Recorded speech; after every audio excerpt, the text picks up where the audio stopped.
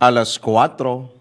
Gumising kasama ang mga bagong-bagong mga balita. Gumising kasama ang mga bagong-bagong impormasyon. Hahataw na, aarangkada na. Kaya tayo na. Dahil buhay na ang mga dugo ng mga taong maagang gumising. Isisigaw na ang sigaw ng sambayanan. DWIZ Pinoy Gising. Kasama ang opisyal na gisingero ng bayan. Gising ang kahit na sino. Kasama si Drew Nasino. Live sa DWIZ Radio. DWIZ News FM Regional Stations. Live din sa Facebook at YouTube. Panoorin din ang live sa Aliw 23. Tayo na. Aba, umaga na. DWIZ Pinoy Gising. Pinoy Gising! Sa magandang morning, Luzon, Visayas, Mindanao, Mega Manila, sa buong bansa, sa buong mundo ngayong pong araw na ito ng Martes.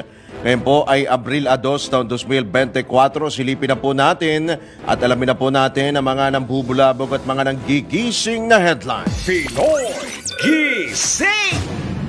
Panibagong oil price adjustment umarangkada na. Rollback naman sa presyo ng LPG sumalubong sa mga consumer ngayong buwan. Sapat na supply ng kuryente muling tiniyak ng Department of Energy.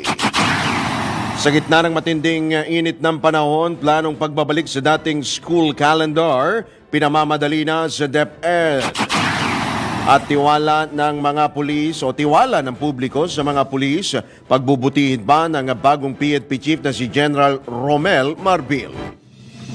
Kasama ang opisyal na gisingero ng bayan. Gising ang kahit na sino. Kasama si Drew Nasino. DWIZ Pinoy Gising. Pinoy Gising.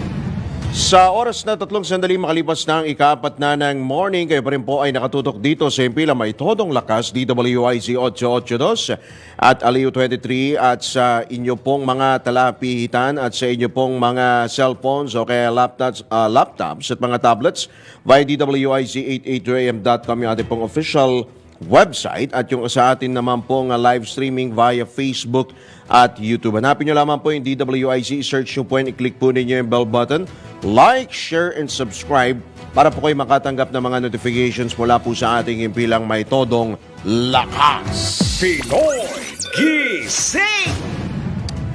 At sa detalye nga ng mga nanggigising na balita, umarangkada na ang panibagong dagdag bawas sa presyo ng mga produktong petrolyo ngayong araw.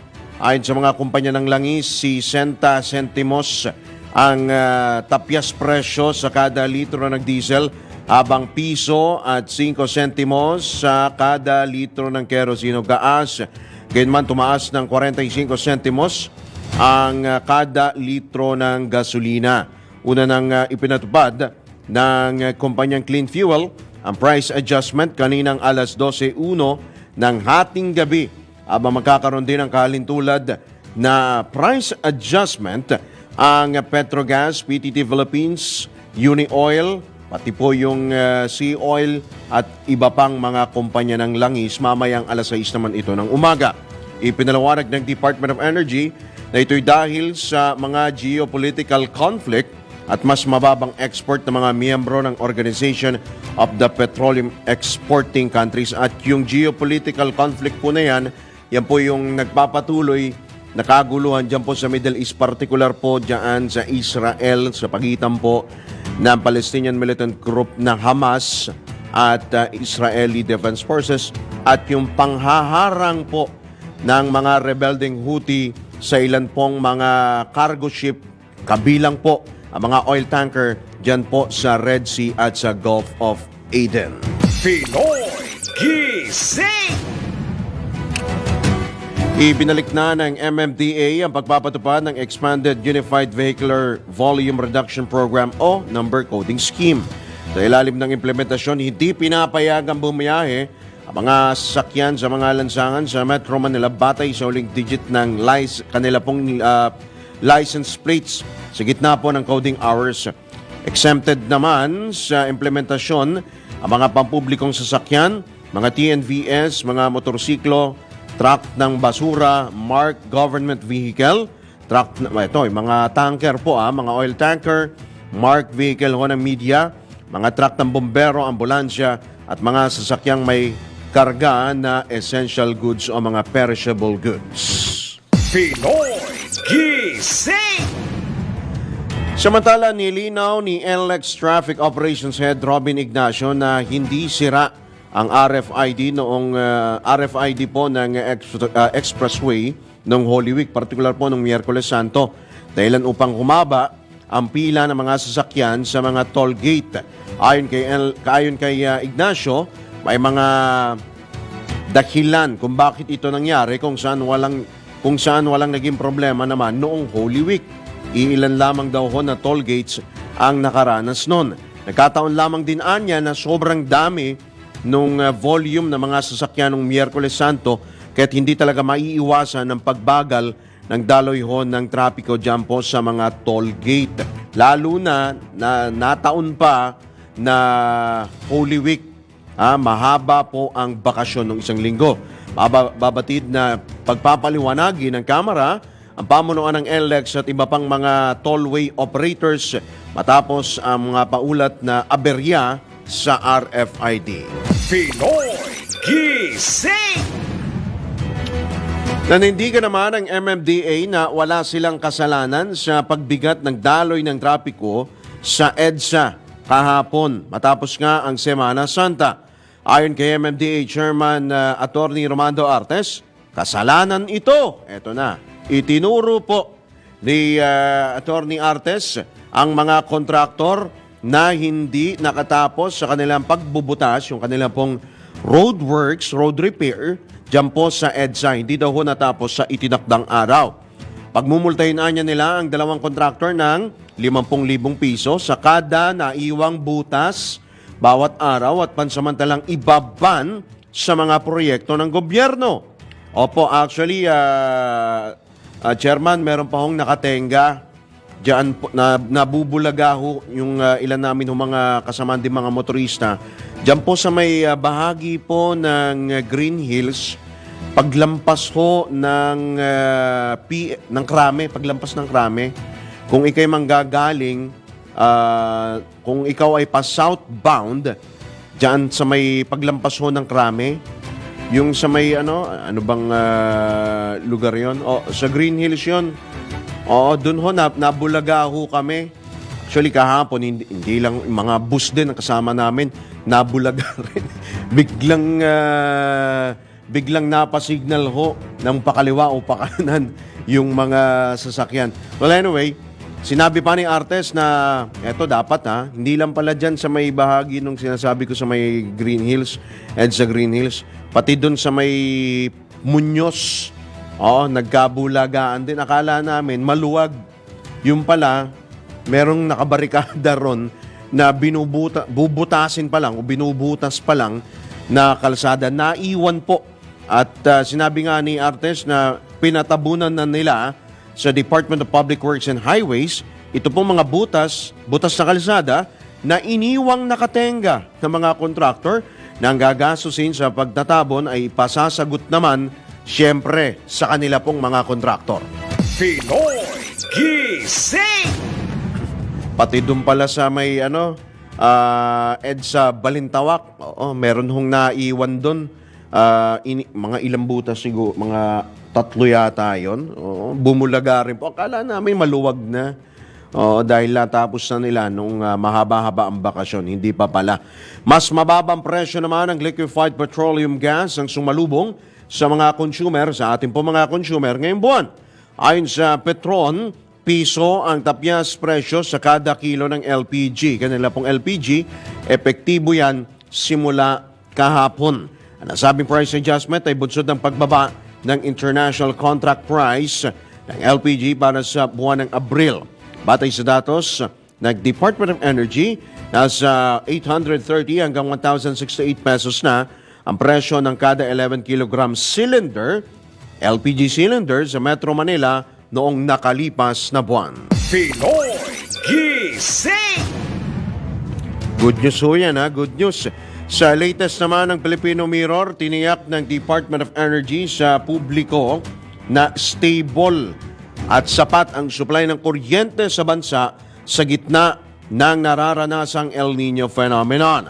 Ayon kay Energy Assistant Secretary Mario Marasigan, pangyayari lamang ang inaasang kakulangan o pagnipis ng supply ng kuryente kung ang power generation ay nasa Visayas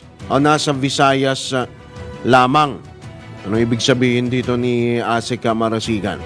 Gayunman, maaari anyang mapuna ng kakulangan sa pamamagitan ng pagkonekta ng mga grids tulad ng MVIP o Mindanao Visayas Interconnection Project at sa Luzon.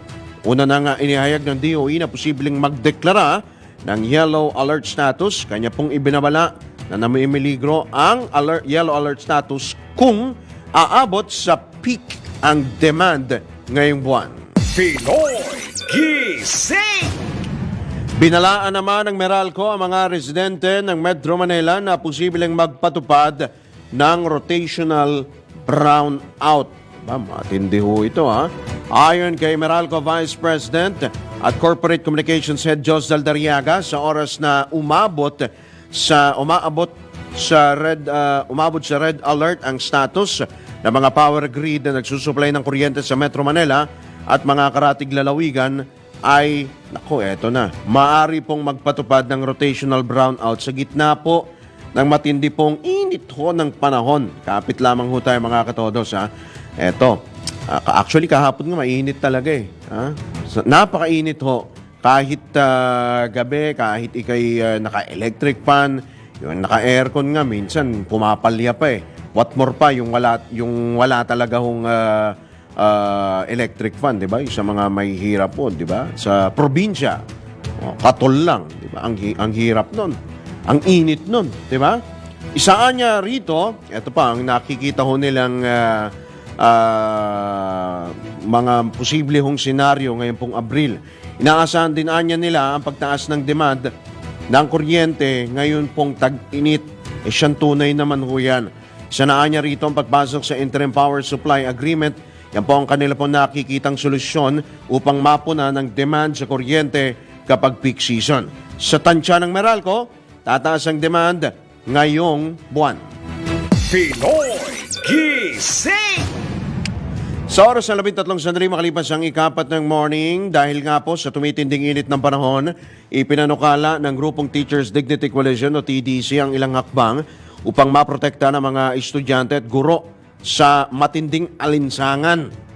Ngayon tag-init, ayon kay TDC National Chairman Benjo Basas, kabilang dito ang pagbawas sa oras ng klase, pagbabago ng schedule at pagtiyak na komportable ang mga damit na isinusuot ng mga guro at ng mga estudyante. Nais din ng TDC na suspendihin ang Catch-up Fridays upang mapagtuunan ng pansin ang academic needs o pag-aaral ng mga bata.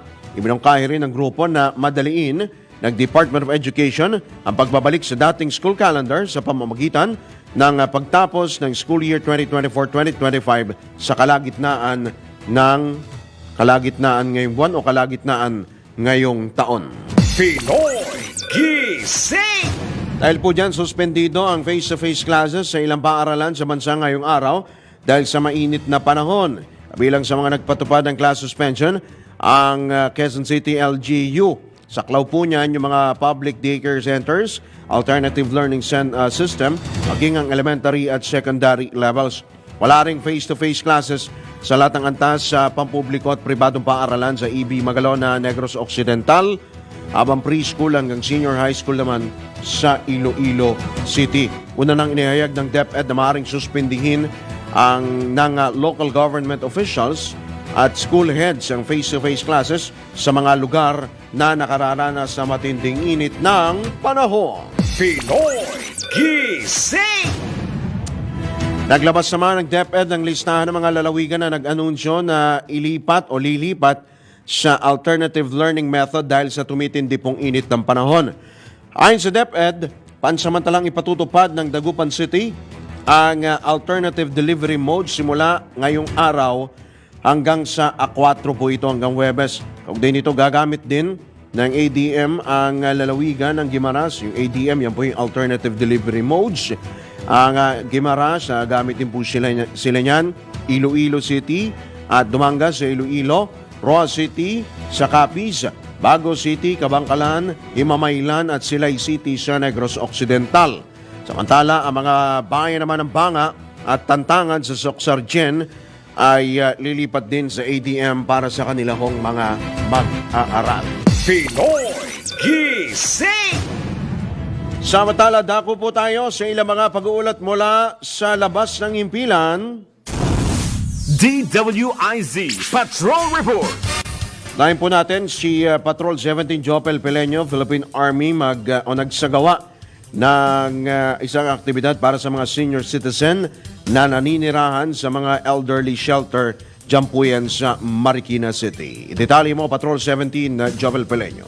Bago nagtapos ang selebrasyon ng National Women's Month nitong nakalipas na Marso, nagsagawa ang Office of the Assistant Chief of Staff for Service and Retiree Affairs ng Philippine Army ng outreach activities sa Milagros Elderly Home Care Services sa Nara Street, Marikina Heights, Marikina City. Sinimulan ang aktibidad sa isang maiksing programa sa pamamagitan ng pakikisalamuha at pakikipagkwentuhan sa ating mga senior citizen na naninirahan sa elderly home. Matapos nito, ipinamahagi na ng Philippine Army ang goods and donations sa mga benepisyaryo na kinabibilangan ng sako-sakong bigas, mga medisina at mga personal hygiene kits. Layo nito na maibahagi ang mga blessings and happiness sa ating mga senior citizen na naroon sa Milagros Elderly Home Care Services. Ito si Patrol 17 Chapel Peleño para sa Himpilang May Todo Lakas, DWIZ. Nagbabalita ng tama, naglilingkod ng tama. Samantala, pagkakalob ng lupa sa mga katutubong ati na nawalan ng tirahan dyan po sa Boracay, ipinag-utos na ng pamahalaan. Ang pag-uulat naman buhat kay Patrol 13, Gilbert Perez. Go, Gilbert!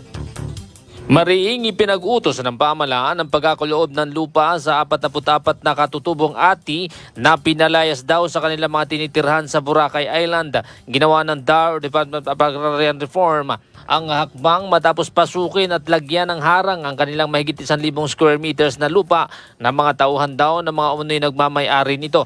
Labis naman ay kinabahala ni DAR Secretary Conrado Estrella III ang pagkawala ng tirahan ng mga katutubo, kabilang na ang mga nabigyan ng CLOA Certificate of Land Ownership Award sa termino ni dating Pangulong Rodrigo Duterte. Pinaliwanag naman ng isang opisyal pa ng DAR na galit o na kinansila raw ang CLOA ng mga ati dahil bigo silang baliktarin ang desisyon ng Department of Agrarian Reform o ng DA Regional Office na nagsabing ang kanilang lupa daw ay hindi akma sa pagtatanim. Sinabi naman ng DAR na bagamat tinitiyak ang kaukulang tulong sa lahat ng mga benepisyaryo, kailangan pa rin daw sundin ang batas.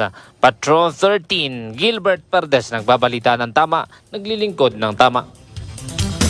Paghihikayat naman o leaflets ng paghikayat sa nalalabing miyembro ng NPA na magbalik loob na sa gobyerno, ipinakalat sa bulubunduking bahagi ng Nueva Vizcaya. Nagbabalik si Patrol 17, Jopel Peleño. Sanib puwersa ang Philippine Army at Philippine Air Force sa pagpapakalat ng leaflets sa kabundukan ng Barangay Galintuha, Maria Aurora at Barangay Lublob sa Alfonso Castañeda, Nueva Vizcaya. Aabot sa mahigit 1,000 leaflets ang ikinalat ni na 703rd Infantry Aguila Brigade Civil Military Operations Officer Major Dondon Canilang at 91st Infantry Battalion Civil Military Operations Officer Captain Candidato Paduman gamit ang Black Hawk helicopter ng Tactical Operations Group 3 ng Philippine Air Force. Mababasa sa mga leaflets ang paghikayat ng gobyerno sa mga natitirang miyembro ng Communist Terrorist Group na sumuko at magbalik loob na sa pamahalaan upang makapagsimula ng panibagong buhay kapiling ang kanilang mga pamilya. Pinuri naman ni 7th Infantry Kaugnay Division Commander Major General Andrew Costello ang walang tigil na civil military operations ng militar upang matiyak na hindi na makababalik sa lugar ang mga napalayas na teroristang komunista. Ito si Patrol 17 Chopel Peleño para sa impilang may tadong lakas, DWIZ nagbabalita ng tama, naglilingkod ng tama. Kapag may bagong balita, naka-on air, agad-agad, DWIZ Patrol Report.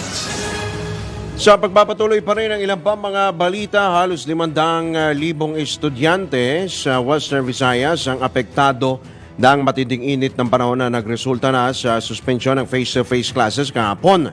Ayon kay Information Officer Hernani Escoliar Jr. ng DepEd Region 6, mahigit 474,000 estudyante ang apektado ng matinding init ng panahon. Oo nga, halos kalahating milyon yun. Sa Negros, kabilang sa mga apektado, mga mag-aaral sa Negros Occidental at kung saan mahigit 300,000 mag-aaral nga po ang apektado. Diyan po sa 573 paaralan. Mahigit 1,000 naman ay nagmula sa Bacolod City. Pinoy Gising! Pinaalalahan na naman ng Department of Health ng mga paaralan na iwasang magkaroon o magpatupad ng mga outdoor activities ng alas 10 ng umaga hanggang alas 4 ng hapon. Ito upang maiwasan ang pagka-expose o pagkababad sa matinding init po ng panahon, lalo ng mga estudyante at mga guro. Ayon kay Health Assistant Secretary Albert Domingo, pinakamainit na nararanasan panahon ay sa pagitan ng alas 10 ng umaga hanggang alas 4 ng hapon kung saan naitatala po ang pinakamataas po na temperatura. Idinagdag pa ni Asik Domingo na maaaring magkaroon ng heat cramps, maaaring po makaranas ng heat exhaustion, mahimatay at ma-heat stroke ang mga taong sobrang nabababad sa tindi ng sikat po ng araw. Pinoy Gising! Kahapon ho, ang heat index po dito sa Metro Manila umabot ho sa 41 degrees Celsius. Diyan naman sa may Apari, Cagayan, kung di ako nagkakamali, nasa 43 ata, mga 43 degrees Celsius. Yung heat index po ito sobrang init ho talaga kahapon. Sa ibang lugar, umabot din sa mahigit 40 degrees Celsius po yung heat index sa ilang bahagi po ng Mindanao, Luzon at Visayas. Sa iba pa ring tampok na balita, Pinoy Gising! nangako ang bagong talagang hepe ng Philippine National Police na si General Romel Francisco Marbil na kanyang iaangat ang tiwala ng publiko sa pambansang pulisya. Ayon kay General Marbil, tututukan niya ang pagpapahusay ng kalidad ng liderato, abilidad, kaalaman at profesionalismo sa hanay ng PNP. Tinayak din ni Marbil na itataguyod niya ang itinatakda ng batas at pananatilihin ang kaayusan kasabay ng paglaban sa iba't ibang krimen kabilang ang local at transnational crimes. Sabay nito, siniguro rin ng hepe ng pambansang pulisya na magiging makatao ang pagpapatupad ng batas na anyay mahusay, matatag at maaasahan. Ang pagpapatupad daw ho ng batas ng mga pulis, ang mga pulis daw po ay mahusay, matatag at maaasahan. Pinoy Gising! Hinamon naman ni Pangulong Ferdinand Marcos Jr. si PNP Chief General Romel Marbil na sugpuin ang iba't ibang banta tulad ng cybercrimes, terorismo at transnational crimes. Inatasan din ni PBBM si General Marbil na ibigay ang pinakamainam na serbisyo sa mga Pilipino at maging agents of progressive transformation ang mga LESPU sa ilalim ng bagong pinuno ng organisasyon. Sa ganitong paraan niya ay matitiyak na ligtas ang bawat komunidad sa buong bansa. Iginit pa ni Pangulong Marcos na mahalagang panatilihing mapanuri sa harap ng mga hamon at pagkakataon habang sinisikap na itaguyod ang isang bagong Pilipinas. Pinoy Gising! Magbabalik po ang Pinoy Gising makalipas lamang po ang ilang mga paalala. Oras 25 sandali makalipas ang ika-4 ng morning. Kasama ang opisyal na gisingero ng bayan. Gising ang kahit na sino. Kasama si Drew Nasino. DWIZ Pinoy Gising! Pinoy Gising! That's right, ako po yan sa oras na ganap na alas 4:33 ng morning. Buong araw na ito ng Martes. Sa pagkakataon ito, tanggap po ho tayo na ilan pa mga pagulat mula pa rin sa labas ng impilan. DWIZ Patrol Report! Sangha Airline may mga bago ng eroplano ngayong nadarating ngayong taon. Ano yung airline na yan? Patrol 45 Roles Peros. May karagdagang pang mga bagong eroplano ang Cebu Pacific Airline. Sangayon sa tagapagsalita ng Cebu Pacific Airline na si Carmina Romero, ito'y matapos na makipaglagdaan sa iba't ibang mga pribadong international companies o international airlines na siyang magdadala ng karagdagang eroplano. Magugunita na kamakailan, isang bagong Airbus 320 aircraft ang dumating at ito ay bahagi ng expansion ng budget airline na Cebu Pacific. Idinagdag ni Romero na ito'y inaasahan na makakadagdag sa kanilang mga customer at makakadagdag din sa kanilang mga destination sa mga international at domestic flights. Raul Esperas, Patrol 45, nagbabalita ng tama, naglilingkod ng tama sa himpilang may todo lakas, DWIZ. Mas maraming update hinggil naman sa mga isla o karagatang sakop ng bansa asahan na ayon sa National Security Council. Nagbabalik naman si Patrol 13 Gilbert Perdes. Ipinagmalaki ng pamahalaan na asahan na raw ng publiko ang mas maraming update sa iba pang karagatan o isla na sakop ng Pilipinas. Ang pahayag ay ginawa sa Bagong Pilipinas ngayon public briefing ni National Security Council Assistant Director General Jonathan Malaya kasunod ng inilabas na kautusan ng Malacanang kung saan pinalalakas ang maritime domain awareness at maritime security ng bansa. Sinabi ni Malaya na sa ilalim daw ng Executive Order No. 57, mas pinalawak din ang kapangyarihan ng National Maritime Council na nangangahulog ang sakop na ng tanggapan ng kabuuan ng Philippine Maritime Territory. Anya lahat ng mga lugar ay nangangailangan ng maritime domain awareness at dapat lamang palakasin ang maritime security lalo't hindi lang naman sa isang teritoryo o lugar matatagpuan ang blue economy ng ating bansa. Patrol 13, Gilbert Perdes, nagbabalita ng tama, naglilingkod ng tama. Samantala, deklarasyon ng CPP-NPA na maglunsad ng pananambang at pangaagaw ng armas sa mga tropa ng gobyerno isa umanong terrorist act. Ayon po yan sa militar. Ang isa pang report buhat kay Patrol 70 Jopel Peleño. Nagpahayag ng mariing pagkundina ang Northern Luzon Command o NOLCOM sa deklarasyon ng CPP-NPA na ipatutupad sa lahat ng kanilang unit ang paglulunsad ng pananambang at pang-aagaw ng armas sa mga tropa ng pamahalaan. Sinabi ni NOLCOM Commander Lieutenant General Fernil Buca na patunay ang inilabas na direktibang ito ni CPP Information Officer Chief Marco Valbuena na pawang terorista ang mga kasapi ng komunistang grupo. Giit ni Lieutenant General Buca na isang malinaw na paglabag sa international humanitarian law ang ginagawang paggamit ng NPA ng mga landmine upang tambangan ang mga sundalo at sibilyan. Nanatili aniyang banta sa national security ang NPA dahil sa walang tigil na pagbaliwala nito sa mga basic humanitarian principles, kaya't dapat lamang aniyang tuluyan ng malansag ang mga ito. Siniguro naman Lieutenant General Buca na mananatili ang determinasyon ng NOLCOM na tapusin ang lahat ng natitirang pwersa ng CPP-NPA sa kanilang nasasakupan upang matiyak ang kaligtasan at seguridad ng bawat komunidad sa ating bansa. Ito si Patrol 17 Jopel Peleño para sa impilang may todong lakas, DWIZ. Nagbabalita ng tama, naglilingkod ng tama. Kapag may bagong balita, naka-on air, agad-agad, DWIZ Patrol Report! Alright, maraming salamat si Patrol 70 Jopel Peleño sa pagpapatuloy pa rin ng ilang pang mga balita.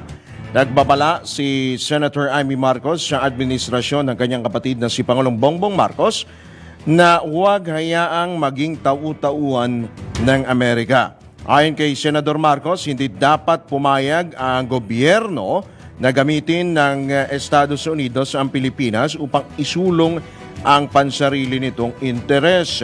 Sabay nito nanawagan din ang presidential sister kay Pangulong Marcos na i-adapt mga mas madiplomasyang paraan sa pagtugon sa agresyon ng China sa West Philippine Sea. Hinimok din ni Super Ate ang kanyang kapatid na ituloy ang negosasyon sa China at huwag baliwalain ang tinawag niyang warmongering ng Estados Unidos. Sinabi pa ng mambabatas na problema ngayon na masyado nang naiimpluwensyahan ng Amerika ang Pilipinas habang batid ng lahat na mayroon itong political agenda. Ipinunto pa ng senador na napakalayo ng US sa West Philippine Sea at hindi naman sila ang bobombahin sakaling mauwi sa gyera ang sigalot sa teritoryo. Ginawa ng presidential sister ang pahayag matapos sabihin ni PBBM na magpapatupad ang gobyerno ng countermeasures laban sa pambubuli ng China sa tensyonadong West Philippine Sea. Pinoy Gising! Suportado ng DILG ang itinalagang bagong hepe ng Philippine National Police. Ayon kay DILG Secretary Benor Abalos, makaasa si PNP Chief General Romel Marbil ng buong suporta mula sa nasabing ahensya. Kaugnay nito, tiniyak din ng DILG na magpapatuloy ang kanilang commitment para sa mas mapayapa, maayos at ligtas na bansa. Nabatid na formal lang itinalaga ni Pangulong Ferdinand Marcos Jr. si Marbil bilang ika-30 hepe ng pambansang pulisya kahapon. Pinoy Gising! Alright, dako na ho tayo sa pag-uulat. Okay na ba to? Mula sa probinsya, mula dyan sa Ilocania, ay hatid yan ni Manong Ronald Idol Cabsat Domingo. Ronda Probinsya! Nahanap na ang bangkay ng 2 binatilyong nalunod sa Ilog, Cagayan na bahagi ng barangay Natapyan, Sulana, Cagayan. Ayon sa ulat, nagbigay ng salaysay ang 2 kasamahan ng mga biktima kung saan ayon sa mga ito ay sila'y magkayayaan na maligo sa nasabing ilog. Napunta sa malalim na bahagi ng ilog ang 2 biktima na sanhi ng kanilang pagkalunod. Napag-alaman na hindi marunong lumangoy ang 2 at hindi nagawang tulungan ng mga kasamahan dahil sa bilis ng pangyayari. Ang 2 biktima ay parehong 14 na taong gulang at kapwa-residente ng nasabing bayan. Nakuha ang bangkay ng mga ito sa tulong ng Philippine Coast Guard sa mismong lugar kung saan sila nalunod. Muling nagpaalala ang Provincial Director na si Police Colonel Julio S. Gorospe Jr. sa mga may planong maligo sa dagat o sa ilog na dapat dublihin ang ingat, palaging unahin lagi ang seguridad. Ito ang Ronda Patrol, Ronald Idol Domingo, nag-uulat para simpilang may tulong lakas, DWIC, nagbabalita ng tama, naglilingkod ng tama. Pinoy Gising! Samantala, inaasahan na ng Bangko Sentral ng Pilipinas na aabot sa 3.4 hanggang 4.2% ang inflation rate noong Marso. Ito'y dahil sa patuloy na pagtaas ng presyo ng bigas, karne, mga oil products at kuryente. Gayunman, inihayag ng BSP na ang mababang presyo ng mga prutas at gulay at isda ay maaaring makatulong sa pababang price pressure. Ilalabas ng BSP o ilalabas ng PSA, Philippine Statistics Authority, ang datos ng inflation para sa buwan ng Marso sa Biyernes. Pinoy Gising! Samantala, minungkahi ni House Deputy Majority Leader Janet Garin na maging survey questioner ng Pulse Asia ang pagpapababa ng presyo ng mga bilihin. Ito'y dahil isa ito sa mga pangunahing layunin ng economic charter change. Sunod ito ng resulta ng survey ng Pulse Asia na lumabas na 74% ng mga Pinoy ang tutol sa tsa-tsa. Ipinalawanag naman ni Congresswoman Garin na nagdulot ng kalituhan sa mga respondent ang survey dahil hindi nakatuon ang ilang tanong sa layunin ng pag-amyenda sa saligang batas. Pinoy Gising! Tagapa tayo ng isa pang report mula naman sa Calabarzon. Ronda Probinsya. 14 katao na iligtas sa tumaob na bangka dyan po yan sa Bordeos, Quezon. Ihatid na detalye ni Arman Campe. 14 na kataong nailigtas ng mga otoridad makaraan tumaob ang sinasakay nilang bangka sa gitna ng karagatan, sakop ng barangay San Rafael sa Bordeos, Quezon, linggo ng gabi. Ayon kay Police Captain Fernando Portes, Bordeos Police Chief, binubuo halos ng isang pamilya ang mga pasero na galing sa isang get-together party sa Binunbunan Island ng nasabi ring bayan. Maayos umano naglalayag ang barka sa dagat nang biglang lumakas ang hangin at alon na naging daan para tumaob ito. Agad namang natulungan na iba pang bangka nagdaraan sa dagat ang mga pasero at nakahingi ng tulong sa Philippine Coast Guard. Arman kami mula Calabarzon, nagulat para sa impilang may todong lakas. DWIC, nagbabalita ng tama, naglilingkod ng tama. Pinoy Gising. Dinepensa naman ni ACT Teachers Party List Representative Franz Castro ang resulta ng survey na Pulse Asia kung saan lumabas na 74% ng mga Pilipino ang tutol sa pag-amyenda sa economic provisions ng saligang batas. Ayon kay Congresswoman Castro, makatotohanan ang resulta ng nabanggit na survey at tama lamang din ang paglalagay ng mga tanong dito hinggil sa political amendments kasama ng economic amendments. Ito'y dahil mayroong posibilidad na magkaroon ng Constituent Assembly. Idinagdag pa ng kongresista na posible rin na amyenda ng mga batas sa martial law, foreign bases, armed forces at iba pang probisyon. Pinoy Gising. Samantala, isang lalaki na lunod. Diyan po naman sa Santa Ana, Cagayan. Nagbabalik si Manong Ronald Idol Cabset Domingo. Manong! Ronald! Isang namang lalaki ang nasawi pagkatapos na malunod sa barangay Dia Sinugan, Santa Ana, Cagayan. Ayon sa inisyal na report ay nangyari ang insidente na udi umano'y sama ang kanyang mga katrabaho sa isang beach sa nasabing munisipalidad. Pagkatapos dito ay naisipan nila lumangoy sa dagat. Habang lumalangoy ay nakita na ng isa niyang kasama na bigla daw siyang lumubog sa tubig. Agad na sumisid ang isa initong kasamahan at agad naman nilang nakuha at dinala sa dalampasigan. Nagsagawa ng CPR bilang first aid ang isang registered nurse habang sila ay patungo sa Santa Ana Community Hospital, ngunit naideklaring dead on arrival ng kanyang attending physician. Karagdagang ayon sa kasama ng biktima ay hindi umano itong marunong lumangoy. Ang biktima ay kinilala si alias Johnny, 35 years old, may asawa at residente ng Barangay Tamban, Alcala, Cagayan. Ito ang Ronda Patrol, Ronald Idol Domingo, nag-uulat na simpilang may tulong lakas, DWIC, nagbalita ng tama, naglilingkod ng tama.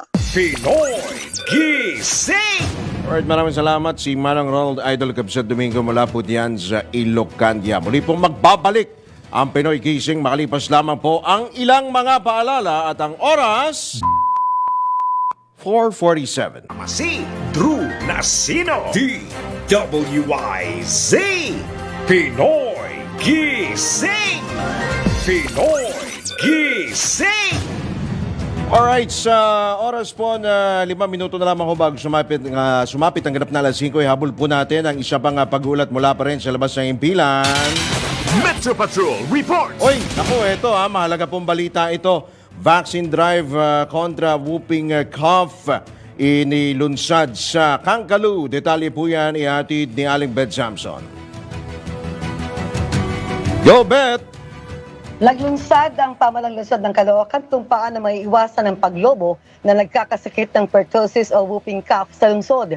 Ito ay sa inisyatibo ng City Health Department na maglunsad ng vaccine drive para sa mga mahihina o vulnerable, lalo na sa hanay ng mga bata at mahina ang immune systems. Ang whooping cough ay ubo at nakakahawa o highly contagious respiratory tract infection na maaaring tumaas ang bilang sa bansa. Ayon kay City Mayor Del Gonzalo Along Malapitan, hindi man ito kasing delikado ng ibang mga sakit. Wala pa rin tatalo sa pag-iingat at maagap na paglaban sa sakit na ito.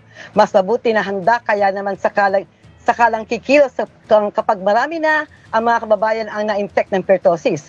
Dagdag pa ng alkalde na huwag mag-alala at matagal na pinag-aralan ang mga bakunang ito at sinisiguro na epektibo ito para sa mga bata.